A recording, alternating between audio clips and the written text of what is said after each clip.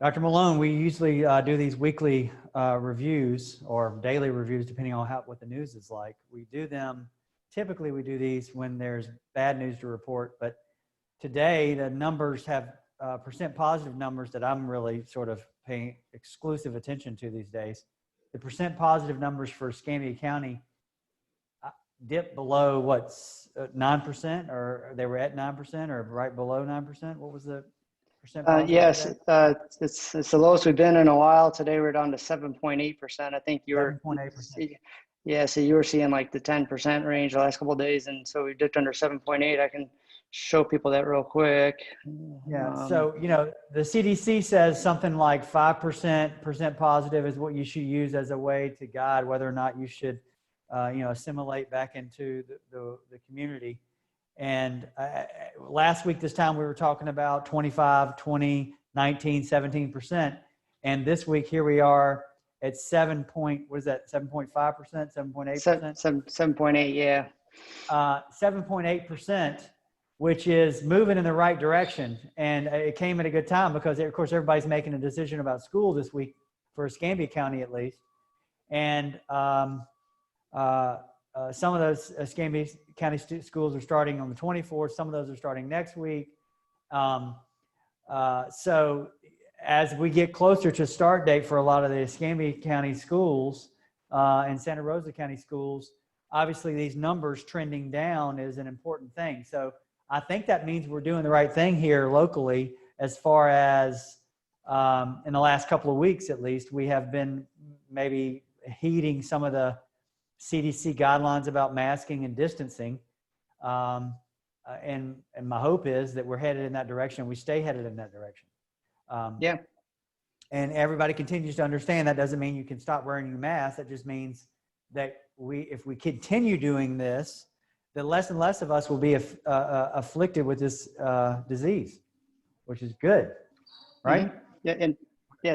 Yeah, exactly. And I think another part of it is it's consistently testing, meaning we haven't seen any real big or drops or spikes in the amount of tests. It's been pretty consistent over the last couple of weeks, which I think that's good, meaning that, it's not because, the test centers are closed and we're not testing them, or, we closed one particular test center in a part of our county that was accounting for a lot of the positives, things like that. So it's consistent across the board. So I think that seeing this percent positivity go down, I think it's reflective of some control or some of the virus wearing itself out in the community, which is good. All right, great. Did you have any other pieces of medical information you wanted to share with the? Yeah, as always, a couple of them here. So one was you and I had shared with this stuff the other day here, the youth smoking as well as electronic cigarette use. I think you had pinged me on that, something you had seen in the news. And basically the chances of infection in these youth smokers is like up to 7 times that of a age-matched individual. So 7 times the risk of getting the infection is pretty significant if they are both a smoker as well as electronic cigarette smoker. They call them dual users. If they're just using one or the other, then the percentage or the likelihood is not 7 times, it's like 4 times, but it's still pretty significant elevation. So if you have teenagers, 16, 17, 18 years old, they're smoking, this would be I think stopping smoking would be a whole lot better than, it would have more impact than, trying to convince some of these kids to wear masks and stuff. But, Can you do either one? I don't know. So this is out there. We'll link this as always. So it's a pretty interesting read. The study concludes that kids that are vaping and smoking have a 7 times greater likelihood of being a COVID afflicted individual. Is that basically what it comes down to? Yeah. And their takeaway was, if you're going to screen populations or groups of people, then you'd look at within the youth population, you'd say, try and identify the smokers and say, those are the ones you want to screen because those are the ones that are going to more likely have it. So catch the disease, try to control it from spreading, and hopefully contain it as best as possible instead of these people that have 7 times the likelihood of getting it, then spreading it to someone else who, it's grandma or grandpa or, someone in the home setting that can get it from them. So I read the abstract. I didn't read the study. I guess you read the whole thing? Yeah. Mm-hmm. Okay. Are they concluding that there's something about vaping that causes this physiologically in the lungs, or is it more of a social kind of thing where they're touching their vape device more and their lips are touching a vape device or a cigarette, and that the spread of the disease is from the interaction of the devices and or the cigarette with the germs, versus there's something that makes their lungs more susceptible to acquiring the disease? What does the study say about that? I think that it was more on the susceptibility at like a cellular level, as far as, drying out their membranes and, when you're smoking, and then they're more susceptible to get the virus. But the point you bring up is a good one as far as, I guess using your hands or sharing or being social while using these devices or smoking, that I guess would be a weakness of the study. And they didn't openly admit that, but I guess that if I were to read some of the reviews on this, usually they'll post up like the next week or two, some other physicians, or scientists writing in saying, hey, weakness of your study is this. And I think you pointed one out right there I hadn't even thought of till now. So, well, okay, so that's interesting. So I think the takeaway from this is, if you have a teenager in the house that vapes or smokes or both, this study says they're more likely than the average teenager to have the virus, whether they get it from social interaction involved in this vaping process, or they're more susceptible because of what they're doing to their lungs. Either way, if you have somebody that's at risk in your house and your teenager's a vapor and a smoker, you might want to take some extra caution. Is that a good way to take away from that article? Yeah, exactly. And so just like I said on here, and I won't read the whole thing to you, but it basically says that the respiratory and the immune systems are compromised with the smoking. And that's kind of their hypothesis that they were backing up. But, the social aspect of it is equally concerning or possible equal attribution. So we did our second round of testing this week. Well, Monday we did, seems like 2 weeks ago, I don't know why, but on Monday we did our third week of testing, second week of PCR testing. And this is the week where they stick us with the swabs in the nose. Dr. Bailey sticks us with the swab in the nose and the swab in the mouth. And again, we had that same person on the staff that's been isolated since we got her positive test three weeks ago now, has had it still. And we elected to keep her isolated because she tested positive again with the PCR test, which means she has the virus in her mouth and or in her nasal cavity, right? Living there. And so, we're going to opt to test her again on Monday just to see if perhaps she just had some residual virus last week and maybe it has all gone. She is still asymptomatic. So she is a younger person. She's in her 20s. And she is has been asymptomatic from the beginning of this. She has tested positive now for 3 weeks, basically. And, she's one of those people that I think everybody's afraid of with this virus. Not that you would be afraid of her otherwise, but she is, an asymptomatic carrier, right? And it's lasting a very long time. So for whatever reason, she still has no symptoms. She's carrying active virus in her nose and her throat, which means she can easily spread it and not one symptom.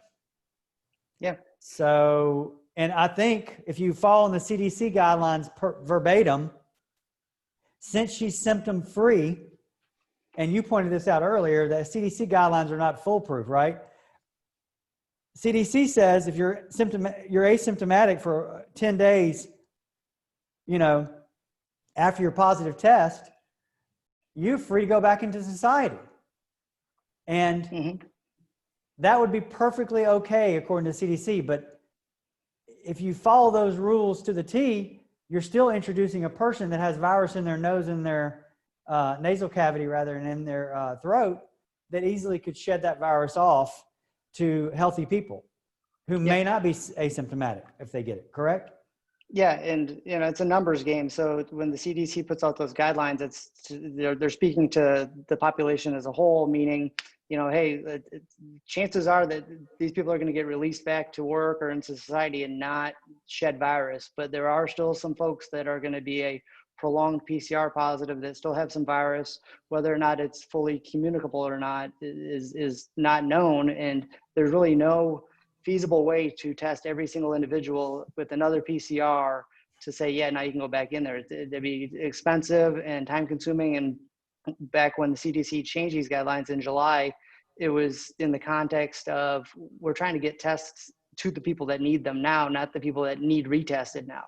Right. So it was the initial test. So that was kind of the mindset. So, in our situation, we have a PCR positive and we have another PCR positive. So, we're taking we're not going to take our chances. We know we want to see, for our office setting, we want to see someone who's negative. And I guess if you did not have the means or the ability to keep retesting, then you'd say, yeah, let's follow the symptoms. And with that, there's a pretty good likelihood that you're not going to have someone go back into your workplace or your closed community and introduce virus to your other individuals.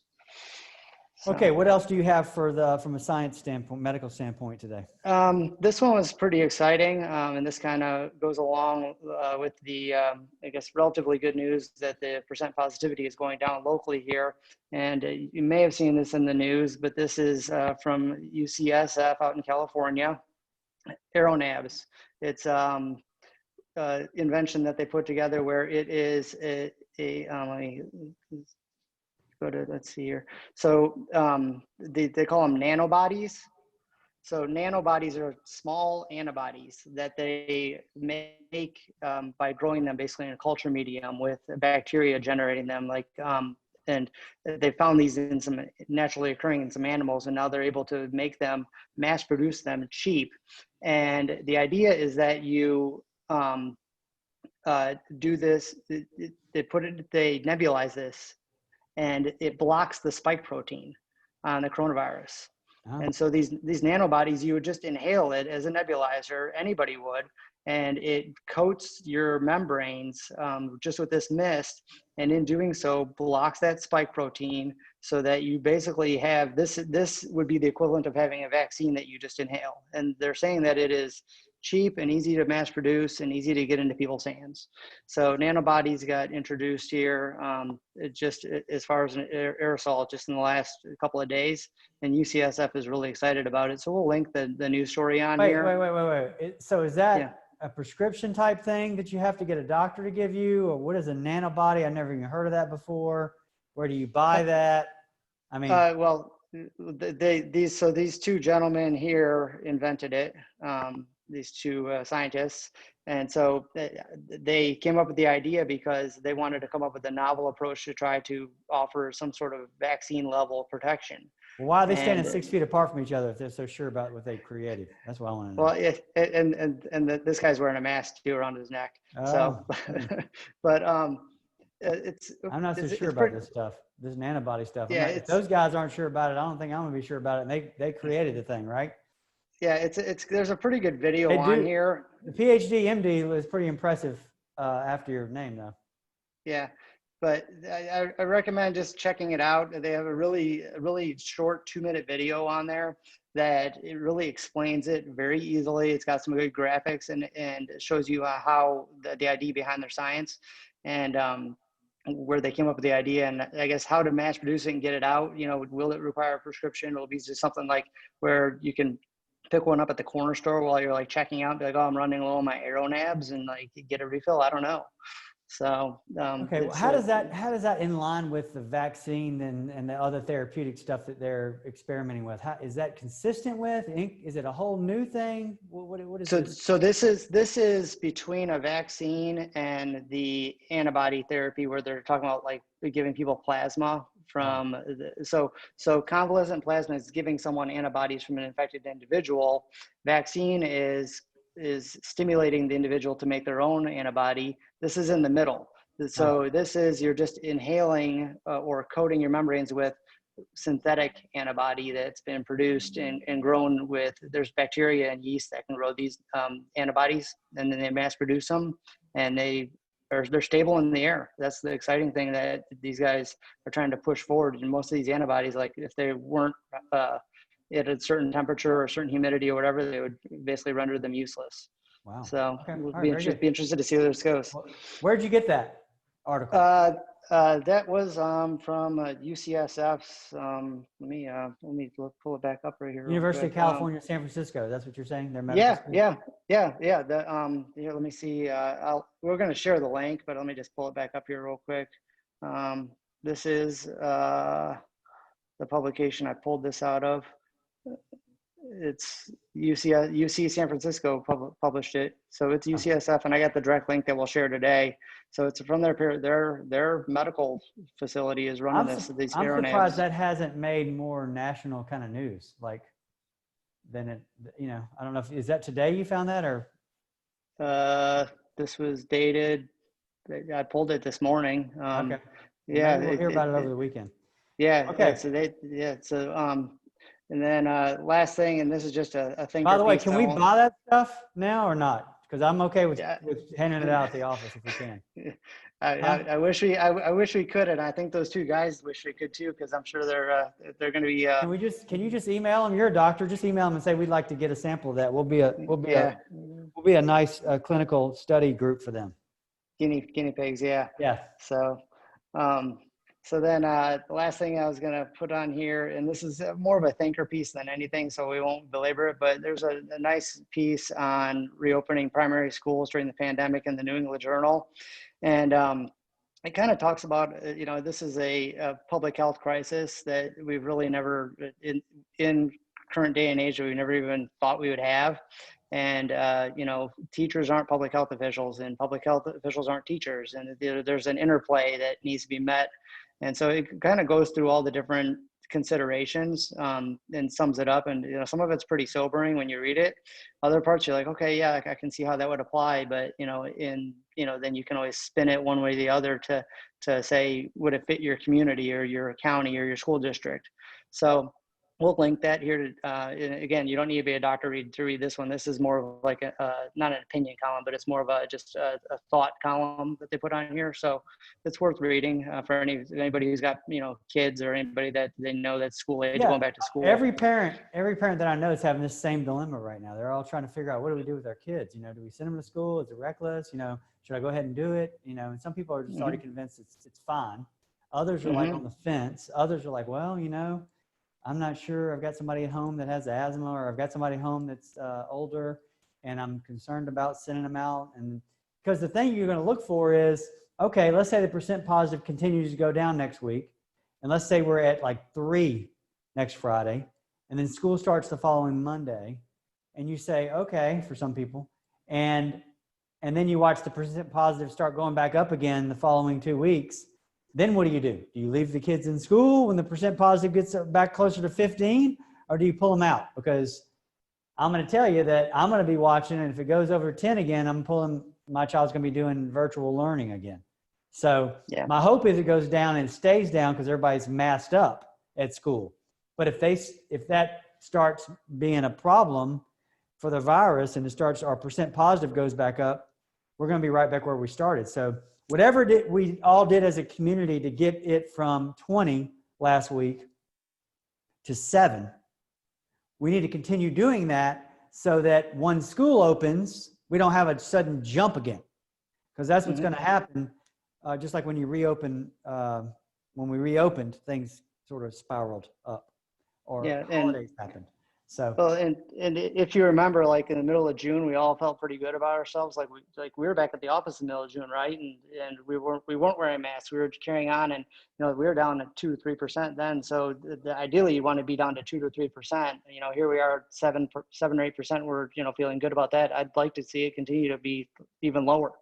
Yeah. So if New York City can get down into the single digits, 1 and 2%, with the kind of virus they had up there, we certainly can do that. All right, folks, it's not a big secret. There's not like some obscure way to handle this. It's masking and distance, right? And hygiene.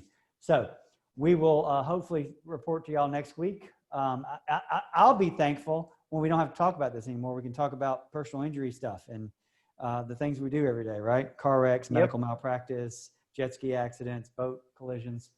Hopefully, we'll get back on the subject of making you guys more aware of those kind of things that are going on so that you can prevent yourself from being involved in any of those horrible type situations. We're still available 24/7. You can find us on the web at zarzaurlaw.com, or you can call us at 855-HIRE-JOE. Y'all take care. Have a safe weekend. We'll see you next week.